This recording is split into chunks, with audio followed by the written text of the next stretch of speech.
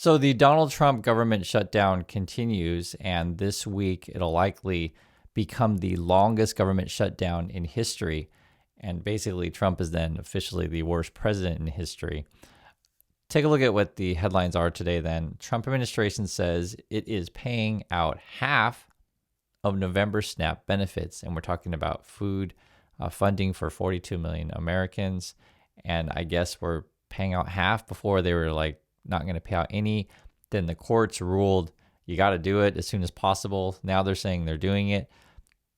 We'll see. Let me show you guys what's going on in my home state of Oregon. Back to Washington, D.C. tomorrow. That means Monday morning we're going to be at this, again. During Saturday's press conference, Senator Ron Wyden, Congresswoman Val Hoyle, and other community leaders say 1 in 5 Lane County residents rely on their SNAP food benefits to put food on the table for their families. Donald Trump won't help 750,000 hungry Oregonians, those kids and the seniors and the like. As Oregon's senior senator, I'm going to. And you can be sure I'll have the help of the Congresswoman. While community members are coming together to help their neighbors, many say there may not be enough to sustain families as the government shutdown continues. A volunteer at the food pantry there said, by the end of this month, I don't know how many mothers are going to pretend that they're not hungry so that they can give their meals to their children, so their children don't starve. Representatives from Lane County nonprofits were also in attendance. They say food pantries and assistance programs have seen almost 500 new households seek assistance as pantries empty out within hours of being stocked. And that's where we are in USA. As she was describing, I don't know how many mothers are going to have to pretend they're not hungry so they can give food to their kid. Here's some more details about giving out the SNAP money here, or the SNAP funding. The Trump administration said Monday that it'll release enough funds to pay for half a month's worth of food assistance benefits in November. Days after 2 court orders ordered the U.S. Department of Agriculture to release the money to avoid forcing nearly 42 million Americans into food insecurity. And I don't know exactly how they're going to do the half, if that means only half the people will get it, or all the people get it, but only half of what you would normally be. I don't know. It's kind of unclear, but that's why I'm going through it with you, and you can see what it says.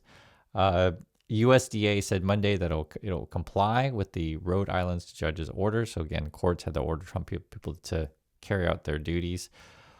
The department's lawyers in a Monday brief wrote that the agency, quote, will fulfill its obligation to expend the full amount of the SNAP contingency funds today. And I think it's like 5.5 million, I think is in there, something like that. But to do a full month, it's like 8 to 9 million. So it's not enough money to do it. This is a quote then. This means that no funds will remain for new SNAP applicants certified in November, disaster assistance, or as cushion against potential catastrophic consequences of shutting down SNAP entirely. That's a quote from them. And then they're making the case that the reason why they didn't want to release the funds was because it's only for emergencies. Well, certain kind of emergencies is how they describe it. This is what I'll explain. So it says, the Trump administration had argued earlier that it would not tap the SNAP contingency fund because it did not want to spend the money that could be used in an emergency such as a natural disaster. So that's the argument they'll make. The problem is, though, is like we're talking about food here, which I guess there's not enough money, but evidently there's always enough money for other things. Listen to Lindsey Graham talk about that. He recognized Jerusalem as capital of Israel. Why? Because if you got a problem with that, take it up with God. He's the guy that did it, not Trump. So I just want to say, I feel good about the Republican Party. I feel good about where we're going as a nation. We're killing all the right people and we're cutting your taxes.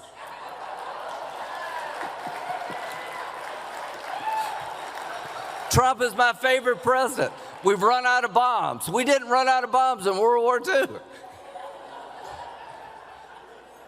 So, as a coalition of Republicans, some Baptist, some Jewish, we organize ourselves around principles that we love and we cherish. We love individual freedom. We love entrepreneurship. We love capitalism. We love Israel. We love the idea of Israel. So that's good old Lindsey Graham, right? Loyal Republican. He's talking about how he loves Trump and where the priorities are with USA. I guess it's about dropping bombs, that kind of thing. And just wanted to show you that because we don't have enough money for food, but yet we always have enough money for the military. Then you have this new poll shows what Americans think of America, and it's not great.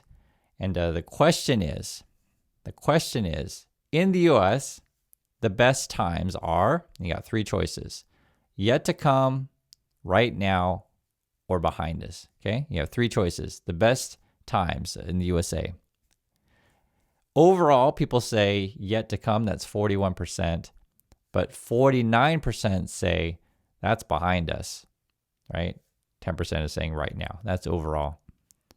If you want to break that down by party affiliation, essentially, Trump voters say 55% of them, right, are saying the best times are yet to come. No one's really saying right now. Like, no one's really saying that. As you can see, that's the least favorite answer. 31 are saying behind us. 31% are behind us, they say. If you look at Harris voters, the best times are behind us, that's 62%, yet to come, 32%, and right now, right, is the least popular answer. When you break this kind of question down by age, it tells a story. Many people don't believe the American dream exists. So this is the question then, or the statement, I guess you'd say. The American dream no longer exists. So 46% of people, when asked this, agree with that statement, right? Some people say neither or don't know. 26% disagree with that statement. So the majority is saying they think the American dream no longer exists. So or the majority, right, we'll say the most common answer, 46%. When you look at by age, it really varies, right? So basically, and you can literally see it here in the chart, if you're younger, right, 18 to 24, you're more likely to agree with that statement that the American dream no longer exists. So it's a definitely a divide by party, and it's definitely a divide by age, how people are seeing the USA. But I think that first one, the key one, was the majority are saying, like, it's definitely not now, right? A lot of people are saying that. That's in regard to the best times in USA. Americans know they're getting polarized and say it's getting worse. So overall, more people are saying that. That's 59%. And that goes by age, which is interesting to where, and you can look at the numbers here. I'm just putting numbers with you where if you're older, so 77%, so like older people over 65 are saying it's getting worse, the polarization. The younger people situation is interesting because, they grew up in a different environment, whereas like 38% say it's about the same, 44% say it's getting worse. This is always a tricky issue because I'll just tell you the truth about this stuff. If you watch American TV or you watch American YouTube, people want to hear about that, what's going on from their team's perspective. That's a typical thing on YouTube, and most popular channels are screaming. And they literally scream. I watched this, I was like, who the heck watches this? But evidently Americans like that kind of stuff. They enjoy screaming. And I'll let you guys be the judge if you like screaming or not. So it's where we are. And this comes from multiple, American channels. It's a crazy situation. And if you're outside the USA, right, I'm sure you guys are like looking at the same thing that I'm looking at. I was like, what the heck are these people doing? But that's USA. And you see it in the polling data also. Americans say radical change is needed. So we need radical change, 52% say that. We only need small change, 32% say that. And then this breaks down by age. We can probably argue about, what the radical change is needed. But unfortunately, I'll just say this, it's just the violent situation is getting worse in USA. I'll just put it that way. This is a really disturbing thing to look at. America is bracing for political violence, and a significant portion thinks it's sometimes okay. But the key question here is Americans broadly expect political violence to increase, right? So that is 55% are saying that in this poll.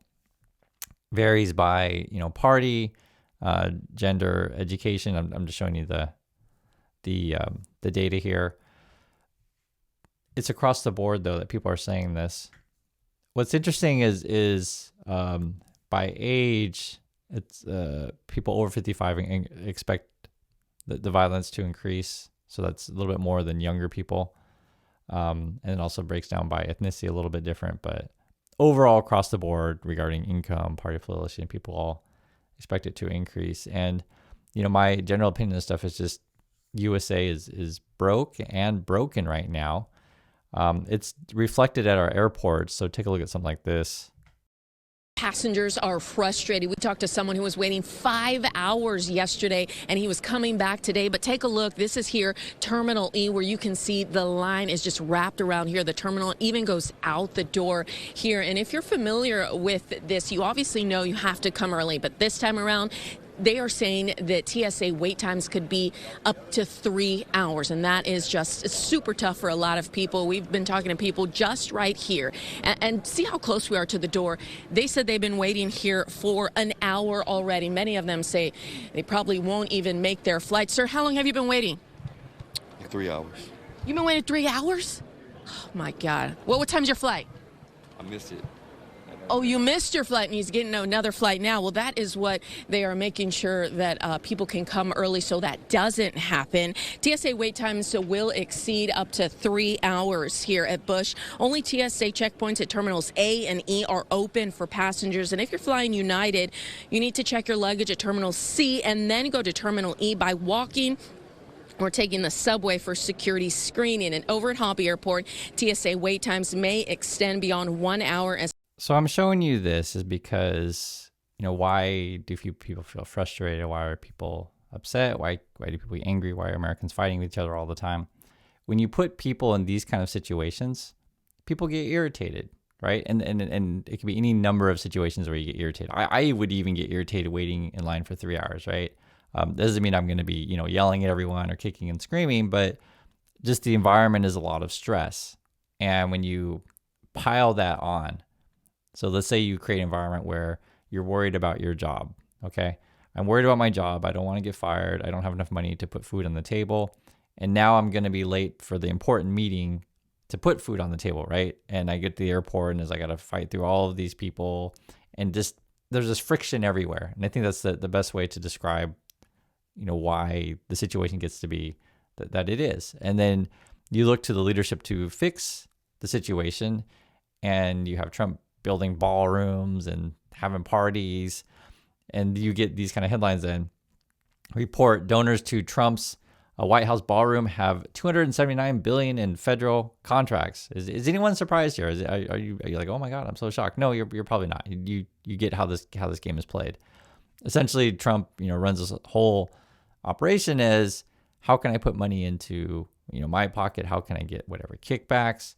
You read a little bit, it just says, many publicly identified donors to President Trump's White House ballroom have high-stakes business ranging from billions in contracts to federal investigations of their companies, according to the report, right? So you're helping with the ballroom if you want to get contracts or you want to get the government, regulators off your back. And then when you ask Mike Johnson about, hey, what's going on with, pardons and stuff like that, this is their answer. Questions. Manu, you get it first every time. This is not fair. Last week, you came here to these mics, and you were very critical of Joe Biden's use of the auto pen, his pardons. You said he didn't even know who he was pardoning. The last night on 60 Minutes, President Trump, admitted not knowing he pardoned a crypto billionaire who pleaded guilty to money laundering. Does that also concern you? I don't know anything about that. I didn't see the interview. You have to ask the president about that. I'm not sure. So when in doubt, when you're asked a tough question, hey, what's going on with, CZ and the money laundering person that you pardoned? Oh, I don't know. I didn't see an interview. I'll just pretend like I'm stupid, right? And that's their strategy, but I'm pretty sure he knows. I'm pretty sure he knows. It was all over the papers. They read the same stuff that we read. So that's my thoughts on this. I'd like to hear yours, and I'll catch you on the next video.